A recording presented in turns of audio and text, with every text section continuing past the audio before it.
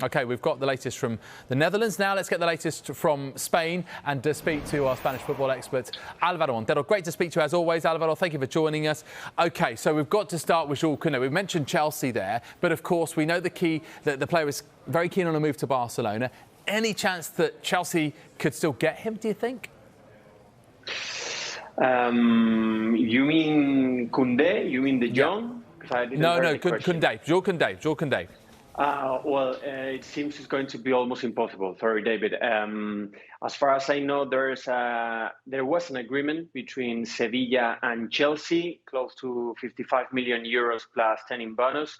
It is said inside Sevilla that they wanted that amount of money, but as far as I know, there's going to be an agreement closed in the next within the next hours between Football Club Barcelona and Sevilla. It is said in Catalonia here in Spain that something close to 50 million euros plus 10 in bonus. From those 10 in bonus, 5 are easy to achieve, and 5 are even more difficult. But the desire of the player, as we've been saying in the last week when he denied and he rejected to go to Lagos in Portugal with Sevilla, and after he has accepted, was to sign for Football Club Barcelona. I believe Chelsea knows that, and that's why in the last days they haven't been pushing, because they believe the player wants to stay in Spain and play for Football Club Barcelona. And what about Barcelona? I mean, can they actually sign or even register any more players for the state of their finances? And we've been here before, haven't we, Álvaro? Yeah, not now. In fact, as we said a few days ago, 5-6 days ago, this second palanca, as we've been saying, is an euphemism for explaining how Barca, after selling the TV rights or receiving money, they need a third palanca in this month of August and have income, because if not, it's going to be impossible to register those new signs, and even the players that had been renovated in the last weeks, like Sergio Roberto. Right now, it's been saying here, we've been talking about the situation of Frenkie de Jong. If he leaves, it's going to be a lot of money for Football Club Barcelona, and that could help. But with this third palanca and knowing inside Barca that Frenkie de Jong doesn't want to leave, it's going to be a tricky situation for sure. You mentioned Frenkie de Jong. Any idea that this impasse might resolve itself anytime soon? I mean, it's such a bizarre saga. Is there any light at the end of the tunnel? It's getting even more difficult than a few days ago, because as far as I know, Frenkie de Jong and his entourage have been speaking with Erik ten Hag and with Manchester United. I'm pretty sure it's about not playing UEFA Champions League, but his target, his goal, his desire, and his option number one, as we've been saying, is to stay in Football Club Barcelona. He wants to stay here. Xavi knows that, obviously.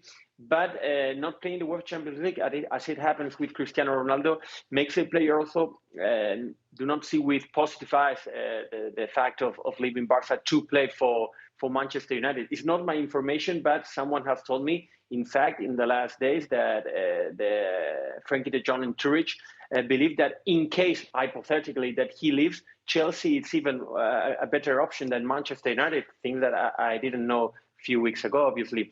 But I will say that his option, his target, and his desire is to stay. And it's going to be difficult because David Barca has asked the player to reduce his wage, as our colleagues from US has published 2 days ago, 30%, which is a lot of money.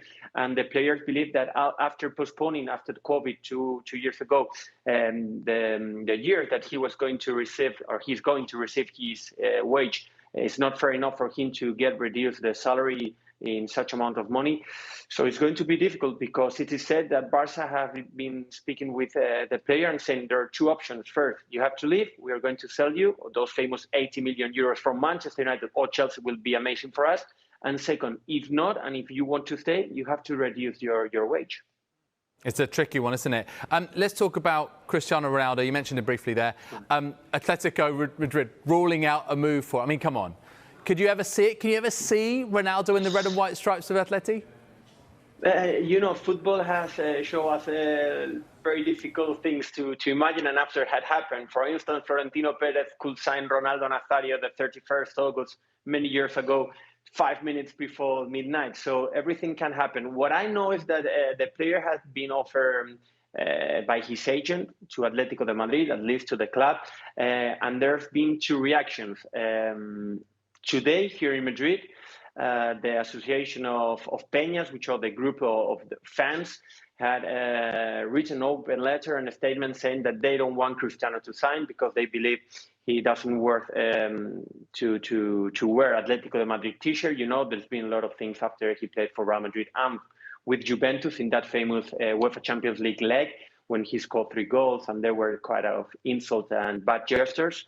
And second, this morning, Enrique Cerezo, which is Atletico Madrid president, I think he was playing with the press and with us, but he said, who has spoken about that? I mean, those are rumors. He's not going to play for us.